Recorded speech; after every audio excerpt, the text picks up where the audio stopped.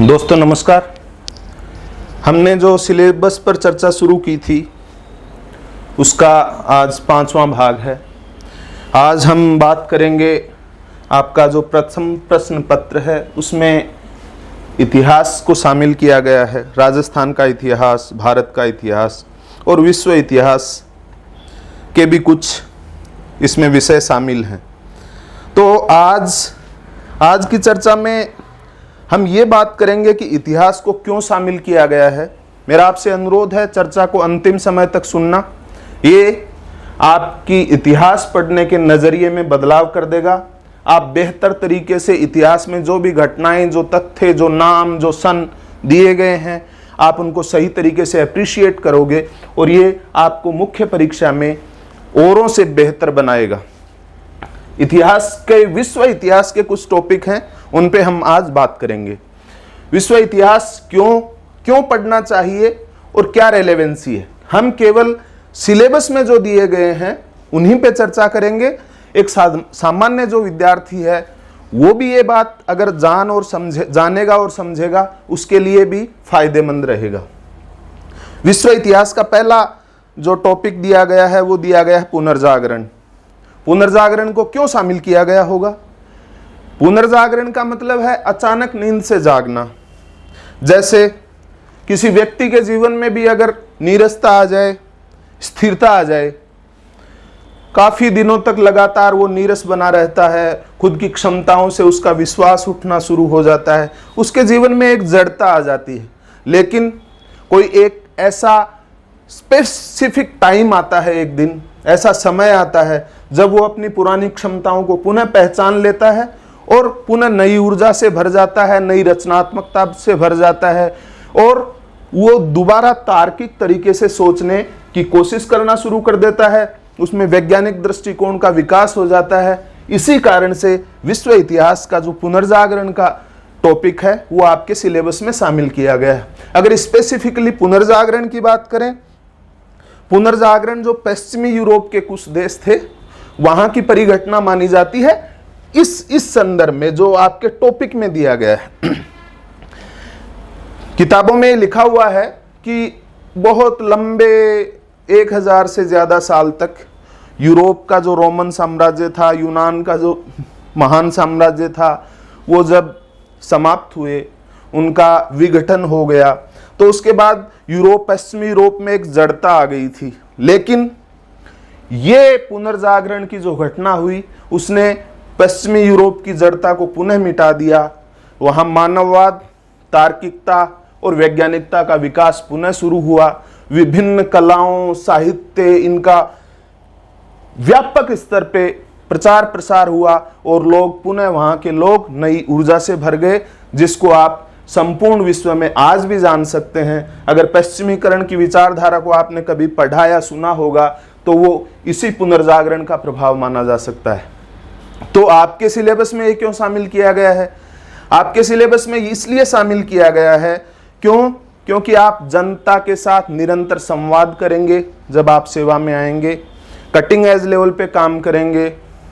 आपको समाज में जो आई हुई जो जड़ता है, अगर उसको आप कैसे दूर कर सकते हैं, उसके ऐसे कौन से ऐतिहासिक कारण रहे होंगे जिससे ये जड़ता आई है, और आप एज एडमिनिस्ट्रेटर आप उस जड़ता को पुनः एक ऊर्जा में बदलने के लिए आप व्यक्तिगत स्तर पे क्या कर सकते हैं, और राजनीतिक नेतृत्व को, राजनीतिक नीति निर्माताओं को आप क्या सलाह, आंकड़े और सुझाव उपलब्ध करवा सकते हैं। शायद इसीलिए पुनर्जागरण को आपके सिलेबस में शामिल किया गया है। दोस्तों, हम जब इतिहास, आपने सिलेबस खोला, उसमें कुछ टॉपिक दिए गए हैं, उन टॉपिकों को आपने एक किताब ले आए जो आपको किसी ने सजेस्ट की है, आप उसको खोल लिया, पढ़ना शुरू कर दिया। लेकिन जब तक आपके दिमाग में, आपके मस्तिष्क में यह अवधारणात्मक स्पष्टता नहीं होगी कि मुझे पढ़ना जरूरी क्यों है, आखिर इसकी क्या रेलेवेंसी है, क्या सिग्निफिकेंस है, अगर आप इस रेलेवेंसी और सिग्निफिकेंस को नहीं समझ पाए तो आप उस जो भी विषय आप पढ़ना शुरू कर चुके हैं उसमें आप प्रभावी तरीके से प्रदर्शन नहीं कर पाएंगे। क्यों? क्योंकि कभी आपको उसमें जो सन दी गई है, जो साल दिया गया है, वो आपको बोर कर देगा। कभी आपको लगेगा कि इस घटना का क्या क्या मतलब है, मुझे तो फील्ड में जाके काम करना होगा, तो उस और जो मुझे ऊपर से आदेश आएगा, जो ऊपर से जो निर्णय लिए जाएंगे, जो पॉलिसी बनाई जाएगी, उसको इम्प्लीमेंट करना है। लेकिन नहीं, प्रशासन, राजनीति और पुलिस, ये ऐसे पिलर हैं जो भारत जैसे विकासशील जो देश है, और स्पेसिफिकली अगर राजस्थान की बात करें तो राजस्थान सदियों से दोहरी गुलामी का शिकार रहा है।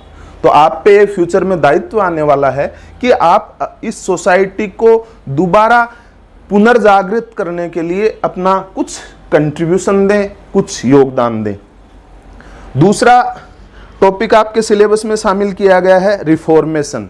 रिफॉर्मेशन का मतलब है यहां धर्म सुधार। पश्चिमी यूरोप में धर्म सुधार के लिए एक आंदोलन शुरू हुआ था जिसको प्रोटेस्टेंट आंदोलन कहा जाता है। उस संदर्भ में आपसे कुछ चीजें पूछी जाती हैं। भाई ये क्यों पूछी जाती हैं? धर्म सुधार आंदोलन को इसलिए पूछा जाता है कि यूरोप में जब जड़ता आ गई तो जीवन के हर पहलू पर धर्म का प्रभाव हो गया। यानी आप इस धर्म के घेरे से बाहर सोच नहीं सकते थे। अगर आपने सोचने का प्रयास किया तो आपको यातनाएं दी जाती थी, जेल भेज दिया जाता था। यानी इहलोक यानी पार्थिव जीवन का एक तरह से लोगों का पार्थिव जीवन के प्रति कनेक्शन ही काट दिया गया था। उनको इस बात का विश्वास करने के लिए बाध्य किया गया था। जो कर्मकांडी लोग हैं, जो पाखंडी, वहां के पोप के अधीन जो पूरा एक सेटल्ड सिस्टम था, उसने लोगों के दिमाग को इस हद तक कैप्चर कर लिया था कि वो इहलोक के बारे में उनकी सोचने की, समझने की क्षमता ही खत्म हो गई थी। वो हमेशा परलोक के बारे में सोचते थे। भारत में भी ऐसा होता है। तो इस रिफॉर्मेशन ने जो वहां कुछ ऐसे लोग जिनमें कुछ तार्किकता थी, जिनमें साहस था वस्तु स्थिति को कहने का। बहुत सारे लोग तार्किक थे, बहुत सारे लोग सोचते थे, लेकिन साहस नहीं था, डर था।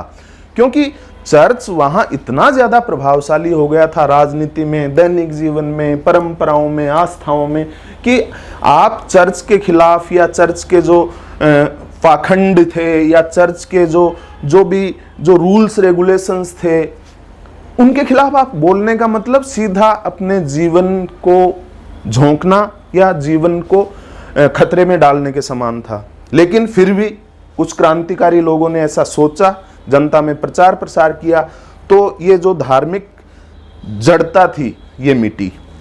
इसको सिलेबस में क्यों शामिल किया गया है? पश्चिमी यूरोप में जो 14वीं, 15वीं, 16वीं सदी में जो रिफॉर्मेशन हुए, धार्मिक सुधार आंदोलन हुए, उनका राजस्थान के एक प्रशासक के लिए क्या रेलेवेंस है? उसके लिए रेलेवेंस ये है कि आज भी हम धार्मिक जड़ता के शिकार हैं। तार्किकता का अभाव है। बहुत सारी जनता का बहुत सारा हिस्सा है वैज्ञानिक दृष्टिकोण से सोच नहीं सकता है। वैज्ञानिक दृष्टिकोण से नहीं सोचता है तो उसमें शिक्षा और स्वास्थ्य के प्रति जागरूकता नहीं बढ़ती है।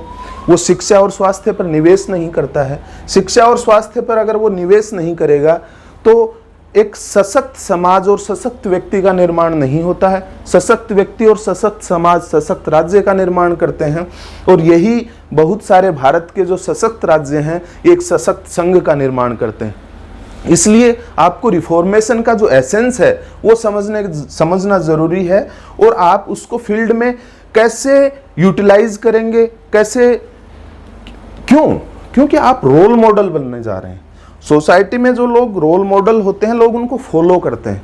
आपके भी बहुत सारे फॉलोवर होंगे, इसलिए आप में सबसे पहले खुद में तार्किक दृष्टिकोण, वैज्ञानिक सोच, क्रिएटिव थिंकिंग और चीज़ों को समझने का सही नज़रिया विकसित होना जरूरी है। इसलिए आपके सिलेबस में आपने देखा होगा बहुत सारे छोटे छोटे टॉपिक जो अलग अलग विषयों से संबद्ध हैं।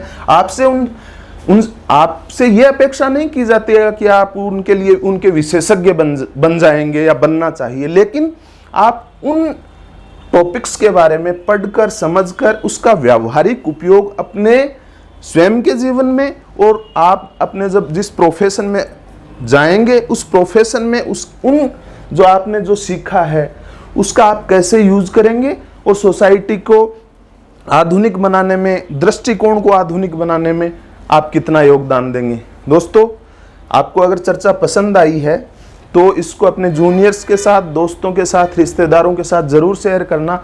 ये इतिहास केवल सिविल सेवाओं की परीक्षा के लिए ही नहीं पढ़ा जाता है, इतिहास हर बच्चे के सिलेबस में शामिल होता है। अगर उनको इस बात की थोड़ी सी इनपुट मिलेगा कि क्यों जरूरी है, तो उनकी इतिहास को पढ़ने में अभिरुचि बढ़ेगी, जो एक व्यापक दृष्टि से देखें तो संपूर्ण सोसाइटी के लिए ही बेनिफिशियल है। तो हमारी सिलेबस पे चर्चा चलती रहेगी। आज केवल हम इन 2 टॉपिकों को, विश्व इतिहास के जो 2 टॉपिक थे, रेनेसां और रिफॉर्मेशन को आपको क्यों पढ़ना चाहिए, अगर आप इस दृष्टिकोण से पढ़ेंगे, इस नजरिए से पढ़ेंगे तो आप निश्चित रूप से बेहतर करेंगे। धन्यवाद, नमस्ते।